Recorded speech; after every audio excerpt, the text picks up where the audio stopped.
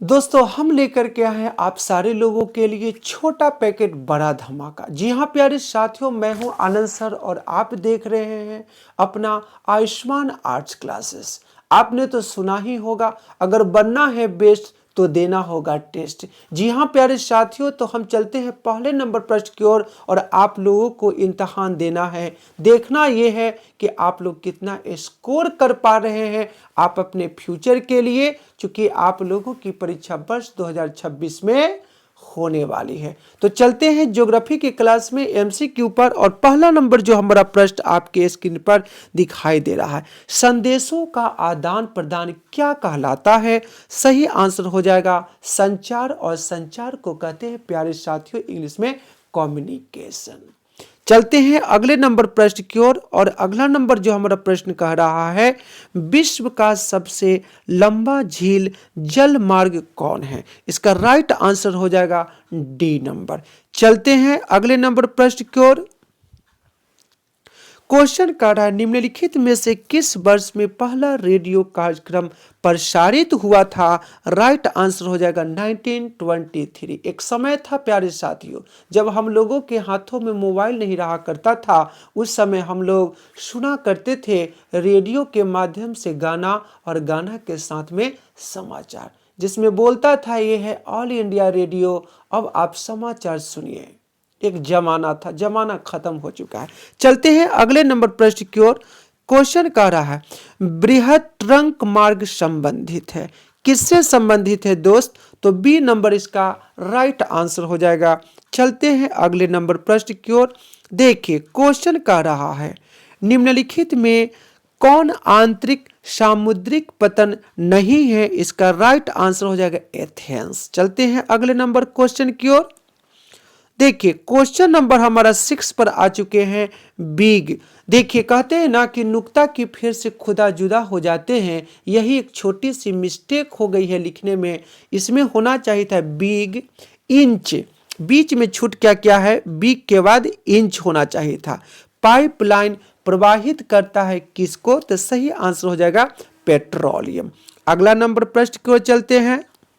Question देखिए कहता है, रेल मार्ग के जाल का सघनतम घनत्व है किस देश में? उस देश का नाम पूछा जा रहा है, तो सही आंसर हो जाएगा संयुक्त राज्य अमेरिका।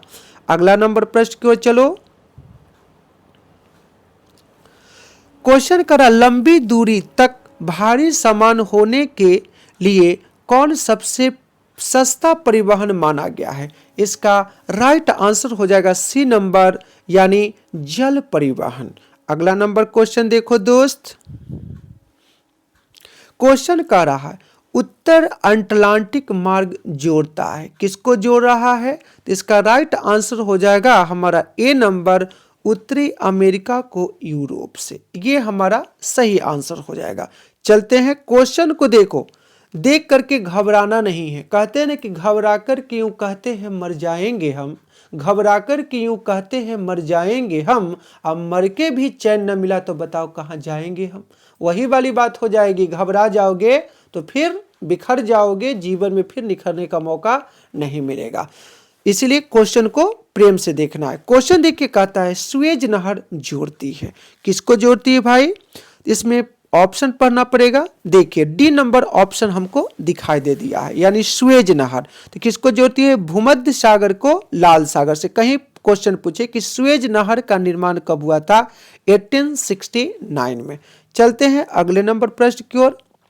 पनामा नहर जोड़ती है, भाई पनामा नहर किसको जोड़ रही है? बहुत ही इंपॉर्टेंट क्वेश्चन है, अक्सर परीक्षा में पूछी जाती है। तो इसका सही आंसर देखते हैं। ए नंबर ऑप्शन तो नहीं है, बी नंबर ऑप्शन नहीं है, सी नंबर देखें सी भी नहीं है, लेकिन डी हमारा राइट आंसर है, प्रशांत महासागर को अटलांटिक महासागर से। अगला नंबर क्वेश्चन देखो दोस्त। क्वेश्चन कह रहा है, ट्रांस महाद्वीपीय स्टुअर्ट महामार्ग जोड़ता है, किसको जोड़ता है भाई? तो इसका सही आंसर हो जाएगा डी नंबर, डार्विन को मेलबोर्न से। अब देखो क्वेश्चन कर विश्व के प्रमुख समुद्रिक पतन है, इसका राइट आंसर क्या हो जाएगा? इसका राइट आंसर हो जाएगा बी नंबर, विस्तृत पतन। विस्तृत का मतलब होता है बड़ा। अगला क्वेश्चन कर रहा है किस पतन को सुएज मार्ग का लाभ प्राप्त है। इसका राइट जो आंसर हमारा निकल करके आ रहा है कोच्चि, यानी ए नंबर हमारा राइट आंसर हो जाएगा। चलते हैं अगला क्वेश्चन, नागासाकी उदाहरण है, किसका उदाहरण है ये पूछा जा रहा है। तो ऑप्शन देखिए और ऑप्शन नंबर हमारा सी राइट आंसर हो जाएगा। अगला नंबर क्वेश्चन देखिए, क्वेश्चन कर रहा है पेरिस और लंदन शहर को जोड़ने वाली सुरंग का नाम क्या है, ये हमसे पूछा जा रहा है। इसका सही आंसर हो जाएगा ए नंबर, और ये में हमारा लिख क्या रहा है आपका चैनल टनल। अगला क्वेश्चन देखिए, किस देश में सेंट जॉन से वैंकूवर के बीच महामार्ग है, ये क्वेश्चन आपसे पूछा जा रहा है। तो सही आंसर हो जाएगा इसका डी नंबर, और डी में लिखा है कनाडा। देखिए अगला क्वेश्चन है कि विश्व में पहली बार रेल कब चली थी, यानी पूरी दुनिया की बात पूछा जा रहा है, भारत की बात नहीं पूछा जा रहा है। तो इसका राइट आंसर हो जाएगा 1825 में। अगला क्वेश्चन देखिए, क्वेश्चन करा विश्व का सघनतम रेल तंत्र पाया जाता है, कहां पर पाया जाता है, ये क्वेश्चन आपसे पूछा जा रहा है। तो इसका सही जो आंसर निकल करके आ रहा है हमारा यूरोप में। कहां पर, यूरोप में। अगला क्वेश्चन देखिए, क्वेश्चन कह रहा है मीटर गेज रेल लाइन की चौड़ाई कितनी होती है। तो इसका राइट आंसर हो जाएगा डी, इनमें से कोई नहीं। अगला क्वेश्चन देखिए, बिग इंच संबंधित है, कौन सा इंच बुआ, बिग इंच संबंधित है किससे। तो राइट आंसर हो जाएगा सी नंबर, पाइप लाइन से।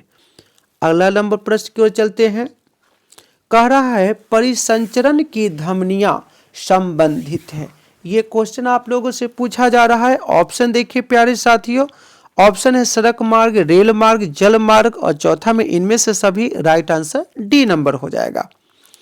चलते हैं अगले नंबर प्रश्न की ओर। क्वेश्चन कर रहा है पोर्ट सईद कहाँ है, यानी पोर्ट सईद कहाँ है ये पूछा जा रहा है। सही आंसर हो जाएगा मिस्र में। अगला क्वेश्चन देखिए, कह रहा है ग्रेट लेक्स जल मार्ग किस महादेश से संबंधित है। इसका सही आंसर हमारा जो निकल करके आ रहा है उत्तरी अमेरिका, यानी डी नंबर राइट आंसर हो जाएगा। चलते हैं अगले नंबर प्रश्न की ओर। जिब्राल्टर का संबंध है, किसका संबंध है, जिब्राल्टर का संबंध है किससे। तो राइट आंसर हो जाएगा समुद्री मार्ग से। अब देखिए क्वेश्चन कर रहा है चैनल टनल, चैनल टनल जोड़ता है किसको। तो इसका राइट आंसर जो हमारा निकल करके आ रहा है पेरिस को लंदन से। अगला क्वेश्चन देखिए, क्वेश्चन कर रहा है डोबर पतन कहां है, कौन सा पतन, डोबर पतन कहां है। राइट आंसर हो जाएगा इंग्लैंड। अगला क्वेश्चन देखिए, पनामा नहर की लंबाई कितनी है। इसका राइट आंसर हो जाएगा 72 किलोमीटर। अगला क्वेश्चन देखिए क्वेश्चन कहीं ये पूछ दे आपको पनामा नहर कब बना था, तो लिखेंगे 1914 में। अगला क्वेश्चन देखो, क्वेश्चन कर रहा है निम्नलिखित राज्यों में से किसी एक में जनसंख्या का घनत्व सर्वाधिक है, यानी सबसे ज्यादा किस राज्य की जनसंख्या, ये पूछा जा रहा है घनत्व डेंसिटी के विषय में। तो राइट आंसर हो जाएगा हमारा पश्चिम बंगाल। अगला नंबर प्रश्न देखो, क्वेश्चन कह रहा है भारत की कुल जनसंख्या का कितना प्रतिशत उत्तरी मैदान में बसा है। इसका राइट आंसर हो जाएगा 2/3, ए नंबर राइट आंसर है 2/3। अगला नंबर क्वेश्चन देखो, क्वेश्चन कर रहा है भारत में विश्व की कुल जनसंख्या के कितने प्रतिशत लोग बसे हुए हैं। इसका राइट आंसर हो जाएगा बी नंबर 16%। अगला क्वेश्चन देखिए, क्वेश्चन कर रहा है किस राज्य में साक्षरता दर सबसे अधिक है। राइट आंसर हो जाएगा केरल। केरल की राजकीय भाषा मलयालम। अगला क्वेश्चन देखिए, 2011 के जनगणना के अनुसार भारत के किस राज्य की जनसंख्या सबसे कम है? ये क्वेश्चन पूछा जा रहा है, ऑप्शन बढ़ाइए। देखिए राइट आंसर आ गया हमारा ये सिक्किम। अगला क्वेश्चन देखिए, क्वेश्चन करा निम्नलिखित में कौन सर्वाधिक जनसंख्या वाला मेगा नगर है? कौन सा नगर के विषय में पूछा जा रहा है? मेगा नगर के विषय में पूछा जा रहा है। तो इसमें देखिए 4 ऑप्शन है, मुंबई, दिल्ली, कोलकाता और चेन्नई। तो इसका राइट आंसर हो जाएगा हमारा सपनों का शहर किसे कहते हैं? मुंबई को। अगला नंबर क्वेश्चन देखिए, क्वेश्चन करा भारत में सर्वाधिक संख्या में शरणार्थी कहां आए? ये क्वेश्चन पूछा जा रहा है, तो सही आंसर हो जाएगा बांग्लादेश। अब बांग्लादेश की राजधानी ढाका। अगला क्वेश्चन देखिए, क्वेश्चन करा किस भाषा परिवार की जनसंख्या सबसे कम है? ये क्वेश्चन पूछा जा रहा है।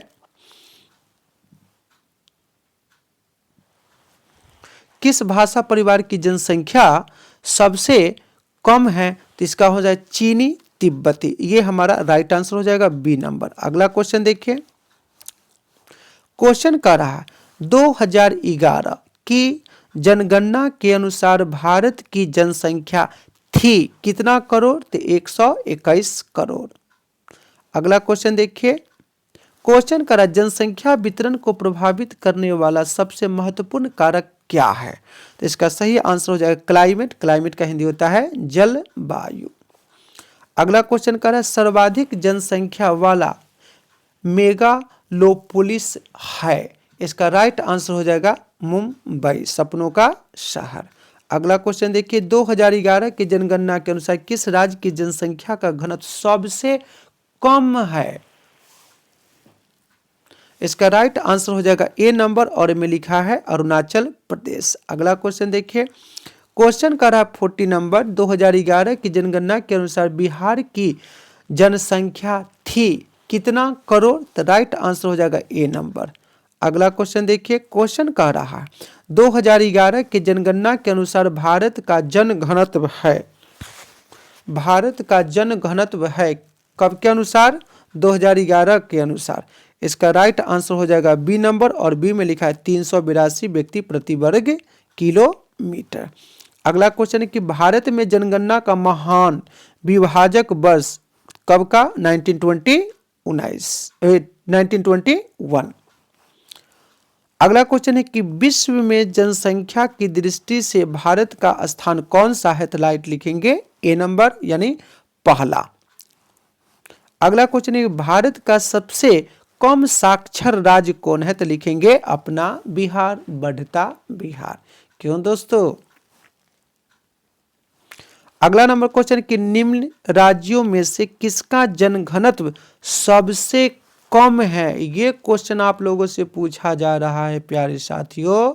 इसका राइट आंसर हो जाएगा अरुणाचल प्रदेश। अगला क्वेश्चन देखिए, भारत में जनसंख्या की वार्षिक वृद्धि दर क्या है? राइट आंसर हो जाएगा 1 देखिए इसका ऑप्शन थोड़ा बढ़ाइए और ये हमारा राइट आंसर हो जाएगा डी नंबर 1.64। अगला क्वेश्चन देखिए, कितनी बार बोलते हैं आनंद सर? दोस्तों विद्या वही है जो मुख पर है, अगर याद नहीं सब बेकार है। कॉपी के बाद कॉपी में ही रह जाएगा, दिमाग खाली रह जाएगा, इसीलिए दिमाग का यूटिलाइज करना है। क्वेश्चन कर रहा है प्यारे साथी 2011 के जनगणना के अनुसार भारत में साक्षरता है कितना प्रतिशत? लिखेंगे सी नंबर 74.04%। अगला क्वेश्चन देखिए, क्वेश्चन कर रहा है जनसंख्या परिवर्तन का घटक कौन है? इसका राइट आंसर हो जाएगा हमारा तीनों हो जाएगा, जन्म, मृत्यु, प्रवास। जीवन की सच्चाई है, जो जन्म लिया है उसे एक दिन मिटना पड़ेगा, मरना पड़ेगा। ये यूनिवर्सल ट्रूथ है, इसे कभी भी झुठलाया नहीं जा सकता। जीवन की वास्तविक सच्चाई यही है।